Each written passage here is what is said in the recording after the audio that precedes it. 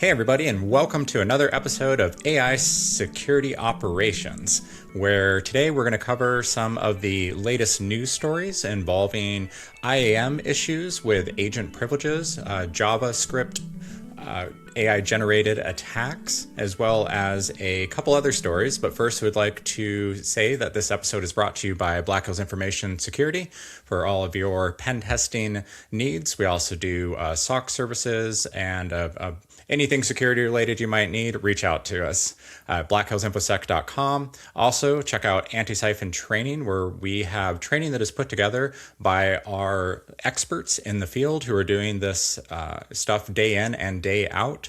So you can learn from the people who are doing this as their job. So check it out, anti-siphontraining.com. All right, so let's kick it off. So today, short, small panel. I've got myself, Brian, and Bronwyn as well. Yeah, and let's hit the first news story here. So I think this one was reported by Palo Alto. Was this? I'm not sure. Was this something that they put together themselves? They mentioned research that is essentially JavaScript that is being generated using an LLM to create a seemingly benign web page that it can be used with a phishing attack, it looks like. I believe that is the case. It looks like the page actually calls out to an LLM that then returns polymorphic code snippets that will turn the page into a basically a working phishing page, and there's no real like static payload, so to speak, that can be easily signatured by traditional defenses for scanning purposes. So that's interesting. So it seems like another case, basically, of polymorphic code that we're seeing more and more frequently, which obviously makes things more difficult to detect because static signatures. I mean, those have been a problem for a while, but especially with the AI generated code, that's just not it's not going to work very well because it's just constantly evolving, right? What are your thoughts on this, Bronwyn? A couple of the key points about it. Palo Alto Networks, of course, is a well-known name in the cybersecurity space. And it's nice to see that they're doing this kind of research. What I find interesting, it's another example of where LLM APIs can be used for badness. And the fact that we're seeing so much of the polymorphic code, that for traditional cybersecurity detections, that is, if not the kiss of death, close to in terms of detection. It makes it very, very challenging. And so they're using this research, they're finding better ways, they're demonstrating that more and more potential for attacks and for adversarial actions are possible because of, one, the potential for abuses to the APIs, and two, these non-deterministic polymorphic LLM generated codes. It's so hard to stay ahead of the fact that this is malicious, not benign, There we go. Yeah, first day rented lips. What can I say? But we've said over and over again, this ability for things to change almost on the fly really is making detection and mitigation challenging because it's a constantly moving target. Yeah, I completely agree. And it seems like one of the things here, too, they mentioned that kind of compounds the issue is that where it's calling out to get the code is kind of, you might consider it trusted endpoints and domains. So, I mean, it doesn't say specifically here, but I mean, it could be calling out to, OpenAI or Anthropic or other places that don't immediately seem, malicious, let's say. So that Well, makes it. And when you bundle this with traditional, or I should say pre-AI existing attacks, like using puny code to imitate a legitimate domain, and then all of the cloning of legitimate websites to provide this pretext and pretend location where people are going to enter in their legitimate credentials. It's the combination of all of these things makes it even more challenging. Yes, completely agree. All right, move on to the next one. This one is AI agents versus IAM, and who approved this agent.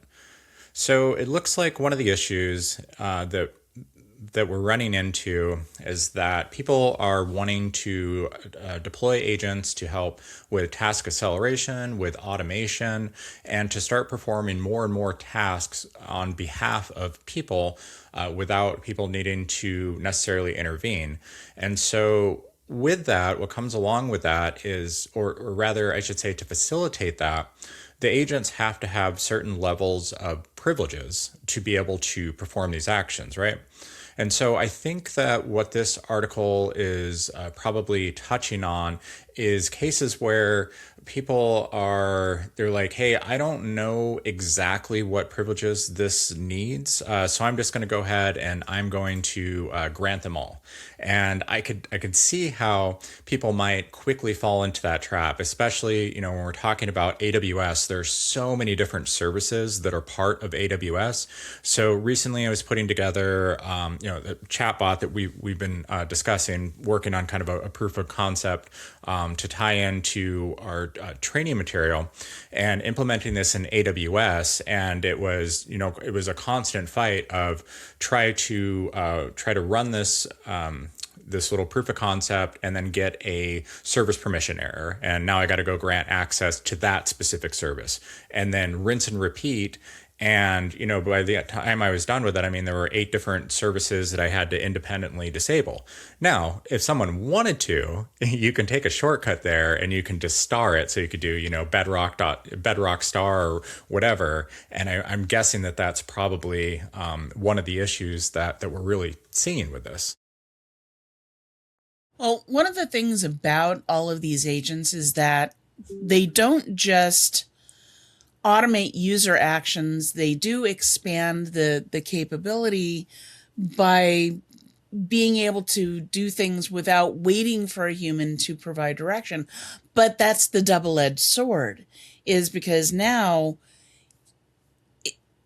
I don't know how many organizations they already struggle with RBAC, rule-based access controls, for their human agents.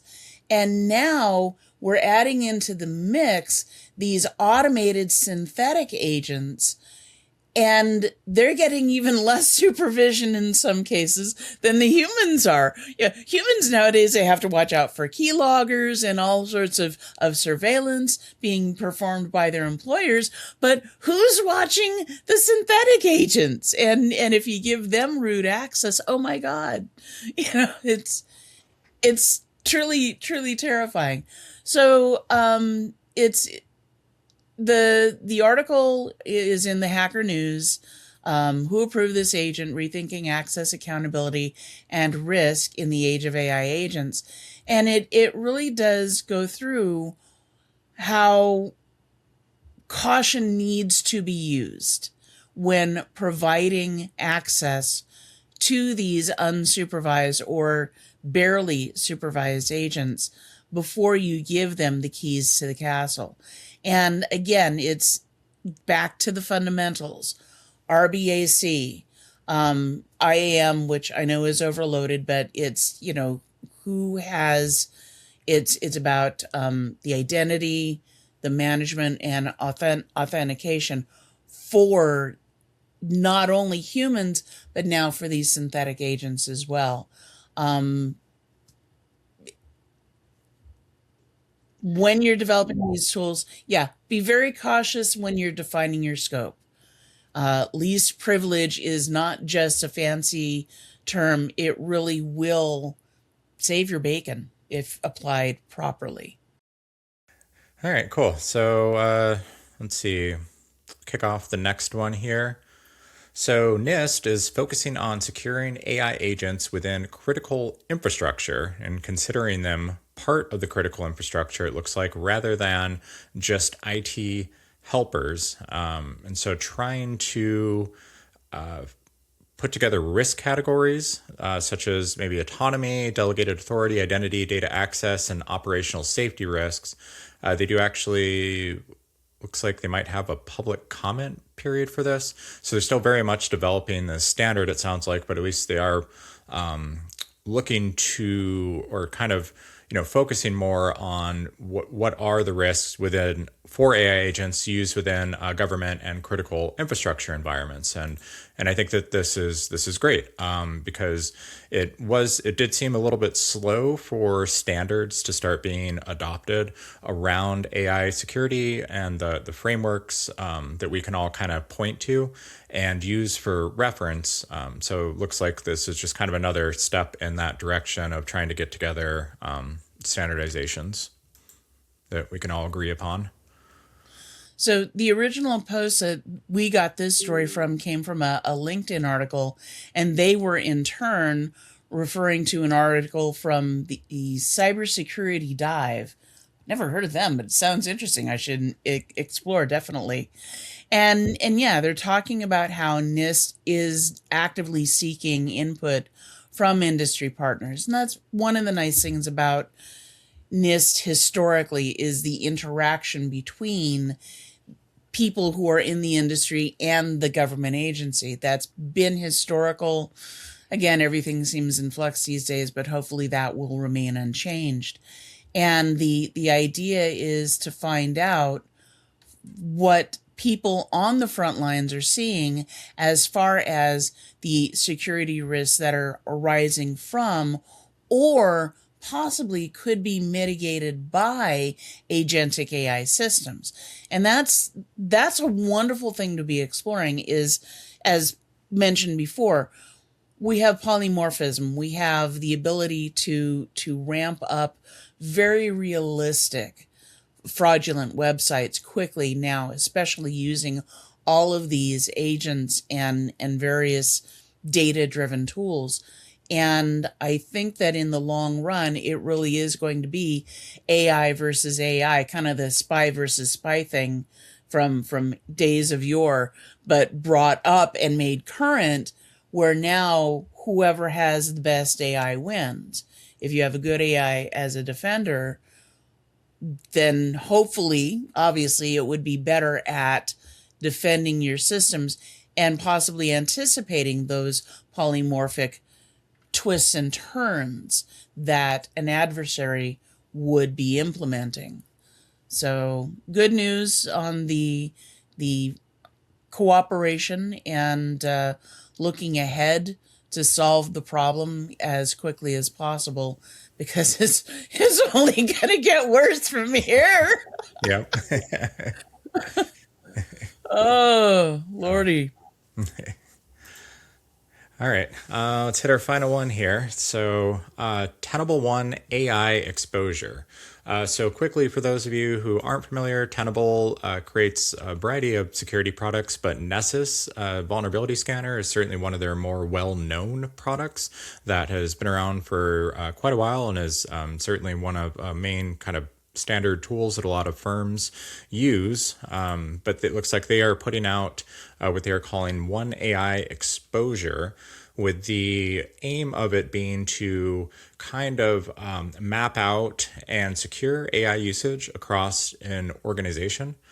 And it's really trying to find both sanctioned and shadow AI usage. Shadow AI basically referring to when employees aren't given or granted access to let's just say sanctioned AI within the company that they go off and they start using their own personal accounts and and more specifically, usually referring to proprietary information ending up in those kind of non-sanctioned AI sources. And so I think the idea here is to try to kind of map out all of the AI that's being used throughout an organization to try to help probably identify risks and create better policies surrounding the usage that they're seeing. Yeah, every time some new technology is developed, there's always the shadow tech issue, and it invariably poses new and interesting challenges because every new emergent technology is going to be different. That's what it makes it new and emergent. So I know for a fact that penetration testers have a love-hate relationship with Nessus. One, because it can scan so many things, but also it does tend to throw a lot of false positives. I expect that this One AI Exposure tool will have similar challenges, and yet I applaud the fact that Tenable is making this effort because they're already in the cybersecurity infrastructure scanning business. So they're likely to have a good handle on the kinds of things that can be looked for to find this. And if it becomes another industry standard tool for helping to identify it, I say, go team, because we need these new tools. We need ways for security professionals, cybersecurity researchers, and penetration testers to be able to hit the ground running. And if Tenable can make good on this desired outcome of being able to run a vulnerability scanner, identify indications where shadow data analysis stuff is being done. I hate the term AI. I'm sorry. I'm just struggling with it today. Because it isn't, it is artificial, but all data stuff is artificial, but it isn't intelligent. Anyway, but yeah, it's a wonderful thing to see happening. I will probably be keeping an eye out for developments as this tool continues to evolve. And I really hope that they are able to achieve at least a reasonable fraction of what they're hoping to with this new tool, because it is so important and so very needed. Yeah, I agree. I am very much looking forward to what comes out of this and seeing it in action, seeing what it can do. I think it's a great idea. Cool. So with that, I think that was the last of our stories for today. So we'll go ahead and wrap it up. And so I'd like to say thanks to everyone for joining and hope to see you on our next podcast, and keep on prompting.